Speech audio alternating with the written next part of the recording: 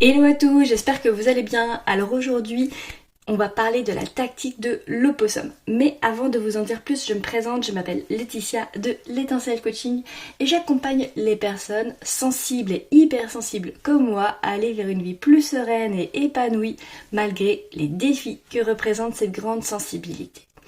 Alors tout de suite, je vous parle de la tactique de l'opossum. Qu'est-ce que c'est ? Eh bien, ça m'est venu en voyant l'âge de glace avec Crash et Eddie, les personnages qui sont des opossums et qui font les morts dès qu'il y a une situation qui les dérange, qui leur fait peur, un danger qu'ils considèrent comme imminent.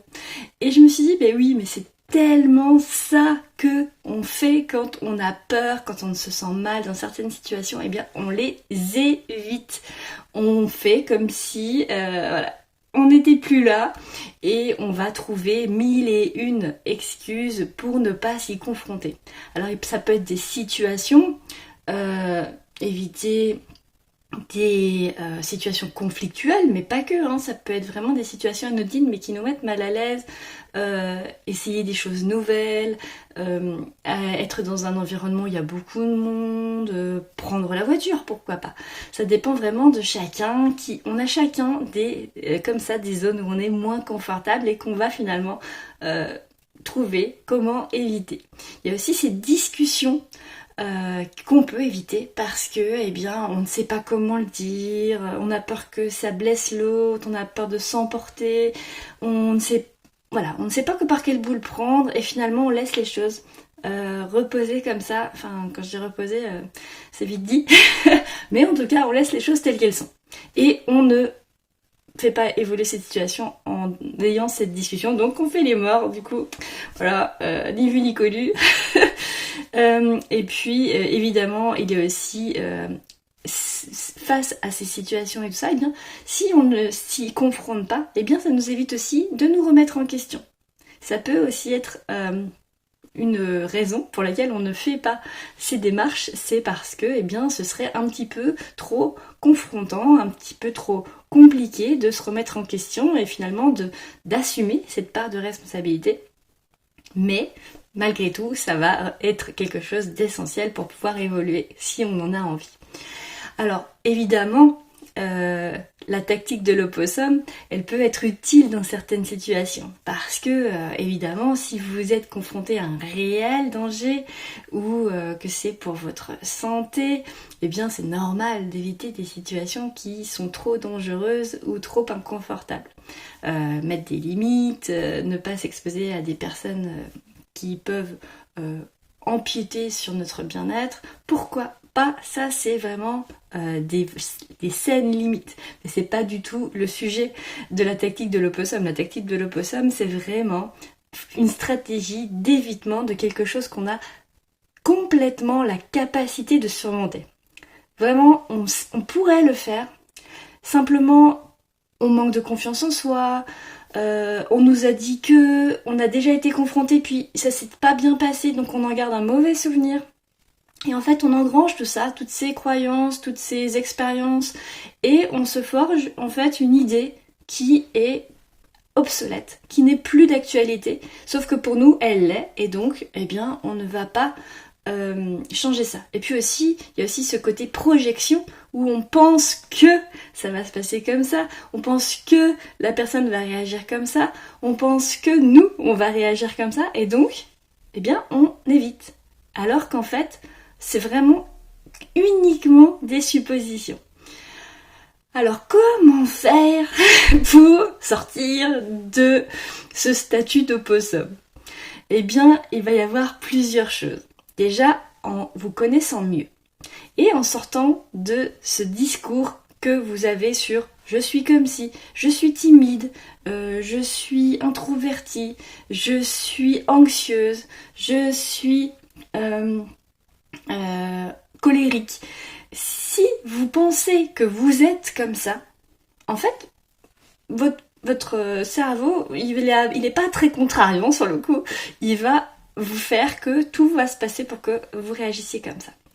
Et en fait, c'est comme quand on est dans la jungle. Quand on est dans la jungle, alors moi je suis jamais allée, c'est vraiment c'est vraiment juste une image, mais vous allez vite comprendre. si on est dans la jungle. Alors parfois, ou en tout cas dans la forêt, il y a des chemins par lesquels on peut passer. Et puis, parfois, il y a des autres endroits qui ont l'air plutôt sympas, mais qui sont pas déblayés. Et sauf que, eh bien, ces chemins-là, les chemins déblayés, c'est les chemins que vous dites je suis ci, je suis ça, j'ai toujours été comme ci, ça a toujours été comme ça. Ça, c'est le chemin qui est dégagé, que vous prenez à chaque fois que vous pensez à vous ou aux situations. Mais si vous voulez créer quelque chose de nouveau, être quelqu'un d'autre, enfin en tout cas évoluer et changer de comportement face à cette situation, eh bien il va falloir dégager un autre chemin. Donc voilà, il va falloir prendre une petite machette et déblayer les brindilles qui obstruent le chemin et créer un autre chemin qui sera lui aussi dégagé. Et plus vous emprunterez ce nouveau chemin, et plus vous y arriverez. Donc c'est-à-dire que, imaginons que vous n'aimez pas prendre les transports en commun, plus vous allez les prendre, et plus, finalement, ça deviendra quelque chose de totalement banal. Et vous imaginerez que ça a toujours été facile, alors que ce n'est pas le cas. Finalement, dans votre vie, vous l'avez déjà expérimenté. Apprendre à faire du vélo, au tout début, c'est pas facile. Et pourtant, quand on en fait, on se dit oui, t'inquiète, c'est rien du tout, tu verras, ça va bien se passer. Alors que on ne se rappelle plus à quel point on a galéré, à quel point c'était même difficile d'entamer le premier roulement de pédale, à quel point on avait peur de perdre l'équilibre et parfois on l'a perdu. Enfin bref, donc finalement toutes ces choses qui nous semblent maintenant faciles ne l'ont pas forcément toujours été. Sauf que on adoucit un peu les souvenirs. Alors, soit on adoucit les souvenirs et du coup on rend les choses qui ont été difficiles faciles, ou soit on exacerbe la difficulté de certaines choses qui se sont pas très bien passées. Ça pourrait être quoi peut-être on a essayé déjà d'avoir des discussions avec des personnes et puis ça s'était pas très bien passé et donc on se dit de toute façon je ne suis pas douée pour avoir des conversations sur ce thème-là ou avec des personnes qui ont un avis différent du mien, donc je ne vais plus avoir ce genre de conversation, je vais faire la tactique de l'opossum. Je vais mettre les trucs sous le tapis, je vais faire la morte et tout va très bien se passer. Alors, là, on va exacerber un souvenir en le prenant comme exemple, alors que certainement, peut-être que vous avez déjà eu des autres conversations qui se sont très bien passées et que justement, puisque elles se sont bien passées, eh bien vous ne vous souvenez plus. Pardon. Donc du coup, vous voyez bien que on a une mémoire assez sélective des choses et on se crée des histoires. Vraiment, on se crée des histoires. On se dit, moi je suis comme si, ça a toujours été comme ça, et puis ça va être comme si. Et en fait, on est dans notre petit monde intérieur et on est déconnecté de la réalité. Et puis surtout, on n'a pas tous les éléments en main pour imaginer et savoir ce qui va vraiment se passer. Donc voilà. Alors, comment faire techniquement? Apprenez à mieux vous connaître. Ne restez pas dans des je suis comme si, je suis comme ça. Comment vous aimeriez être? Et agissez de plus en plus vers cette personne-là. Vous souhaitez avoir confiance en vous? Agissez comme si vous aviez confiance en vous. Pas par des grandes choses, mais en osant déjà des petites choses. Des choses que vous n'osiez pas avant. Et vous verrez que plus vous le ferez, et plus ça vous paraîtra simple. Une des tactiques pour oser faire des choses, c'est d'avoir une vraie motivation, un vrai enjeu. Moi je sais que par exemple, je n'ai absolument pas le choix de faire des nouvelles choses quand c'est pour mon fils. Alors là, quand c'est pour mon fils, je suis hyper motivée, je peux être prête à tout. Donc, par exemple, moi qui n'aime pas conduire en ville, j'ai traversé toute la ville dans un chemin que je ne connaissais pas pour lui. Donc, vous voyez, je pourrais même aller, je pense, à l'autre bout du monde pour lui, parce que, c'est ma motivation, une de mes grandes motivations, c'est que je suis prête à tout pour lui. Donc, vous voyez, c'est trouver, vous n'avez pas le choix. Vous n'avez pas le choix, c'est l'enjeu est plus grand encore que votre peur. J'ai aussi pris ma voiture pour aller dans une ville que je ne connaissais pas pour justement le coaching ou quelque chose qui me tient extrêmement à cœur. Donc je pense que vous avez quelque chose qui va vous motiver Et sinon, rien que le fait de vous dire que vous y êtes arrivé et que vous pouvez y arriver, ça c'est extrêmement incroyable parce que vous allez aussi finalement engranger dans votre mémoire cette nouvelle information en disant ah mais en fait ça j'ai réussi et ça aussi et ça aussi et ça va donner de l'alimentation à votre confiance en vous et à ce nouveau chemin qui se crée. Il y a aussi mieux communiquer. Mieux communiquer avec les autres, ça va vous permettre de dire ce que vous pensez, de mettre vos limites avec respect. Si vous voulez que les autres vous respectent, il faut aussi respecter les autres. Qu'ils aient ou non la même opinion que vous, ce n'est pas le sujet. Vous pouvez très bien respecter quelqu'un qui n'a pas la même opinion que vous. Et si vous savez mettre vos limites, eh bien, il ne va pas forcément y avoir de grands événements. Ça va seulement être une discussion. Et puis, si ça ne fonctionne pas avec la personne, si elle n'arrive pas à entendre vos arguments, eh bien, vous n'aurez qu'à mettre fin à cette discussion en disant eh bien, je reconnais tout à fait que tu as le droit de penser ça, moi j'ai le droit de penser comme je pense également, et si tu souhaites en discuter ultérieurement, il n'y a pas de souci, mais là pour l'instant, eh bien, on ne peut pas trouver de chemin d'entente sur ça, donc on va en rester là. Mais ne pas forcément admettre tout, se soumettre, ne pas donner son avis, ça je trouve que c'est un peu malsain dans le sens où finalement vous allez un peu perdre de vous. C'est pas une question de toujours revendiquer ce qu'on pense et ce qu'on est en pensant que c'est exactement la meilleure chose qui soit et qu'on est les seuls à détenir l'unique vérité. Mais par contre, c'est bien quand même de, justement pour la confiance en soi aussi, de voir que, eh bien, on a ses choix, on a ses pensées, on a ses opinions et on a tout à fait le droit de les faire valoir aussi bien que les autres.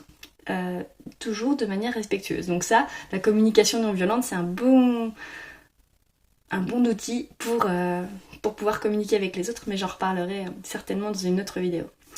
Il y a aussi, donc, dans ce domaine-là, mieux exprimer ses émotions. Ne pas, finalement, partir exploser et laisser les autres subir, et vous aussi d'ailleurs, subir vos émotions. Si vous êtes en colère, on peut très bien être en colère et respecter les autres. Et ça, c'est quelque chose que les gens ont du mal à comprendre. C'est oui, je suis en colère, je peux pas respecter les autres, ou vice versa en fait. Bah si, c'est possible. Si vous comprenez que vous êtes en colère, eh bien en fait, soit vous allez trouver le moyen d'exprimer votre colère sans sans être agressif envers les autres. Ça, c'est totalement possible aussi.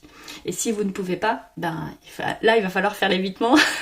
Il va falloir vous isoler et défouler votre colère pour pouvoir exprimer justement ce qui vous a mis en colère et pourquoi. Donc, avoir des émotions, et surtout quand on est hypersensible, ce qui est quand même un peu les montagnes russes au niveau émotion, eh bien ce n'est pas du tout un obstacle à la communication et justement il faut apprendre à les comprendre, déjà à les vivre aussi et puis ensuite à les exprimer. Et puis une des choses fondamentales, surtout pour la technique de l'opossum, c'est de replacer le curseur de la peur au bon niveau. Le problème avec cette tactique, c'est souvent qu'on place notre peur dans des choses irrationnelles. Et quand je dis irrationnel, c'est pas un jugement, hein, c'est simplement qu'on augmente en fait notre peur et notre inconfort par rapport à une situation qui finalement, par exemple pour quelqu'un qui n'aurait pas la peur de conduire en ville, franchement, peu importe, il met le GPS et puis il y va, quoi. C'est pas pas insurmontable. Pour quelqu'un qui a peur, il y a vraiment des sensations de peur. Le cœur qui bat plus vite, voilà, la respiration qui s'accélère, etc. Vraiment des sensations de peur. Je ne nie pas du tout que les situations vous font peur. Mais elles ne sont pas insurmontables. Donc, par exemple, si ces sensations de peur, eh bien, on va faire avec. On va y aller quand même. Et on va se rendre compte qu'on n'était pas en danger de mort, que c'était vraiment une création de notre esprit, de notre anxiété qui a fait qu'on avait mis le curseur là et qu'en fait, voilà, c'est pas hyper confortable. On n'adore pas conduire en ville, on n'adore pas prendre les transports en commun, on n'adore pas la foule, on n'adore pas le bruit, on n'adore pas voilà, des choses qu'on n'adore pas, on les adore pas. Mais au niveau de la peur, eh bien en fait, de notre risque, le risque il est beaucoup moindre. Il est beaucoup moins élevé que ce qu'on avait imaginé. Donc on peut s'y exposer de temps en temps et on verra que ça va augmenter complètement notre confiance en nous et que ça va élargir aussi notre zone de confort. Parce qu'on dit toujours oui, mais moi je suis bien dans ma zone de confort ou c'est trop difficile d'élargir ma zone de confort. Mais comme je vous disais pour le vélo, eh bien si vos parents vous avaient pas mis sur un vélo, vous sauriez jamais en faire. Franchement dans l'absolu, je crois pas que ce soit moi qui ai demandé à faire du vélo. Mais au final, on est content de savoir en faire. Donc en fait, c'est simplement qu'une fois qu'on nous oblige plus à sauter dans le grand bain, eh bien c'est à nous de nous obliger nous-mêmes à sauter dans le grand bain. Donc bon, on fait comme on peut. Et donc eh bien voilà, il va falloir s'exposer de manière progressive à ces petites situations et vous verrez, il va y avoir de grandes améliorations et dans l'ouverture que vous aurez au monde et puis dans votre comportement et dans vos peurs. Et donc vous serez de plus en plus apaisé dans votre vie. Voilà, j'espère que ça vous a apporté quelques clés. Je vous dis à tout bientôt. N'hésitez pas à liker, à partager, à venir aussi dans le groupe privé sur Facebook qui s'appelle la Clique des Allumeurs d'étoiles. Et je vous dis à bientôt. Ciao ciao.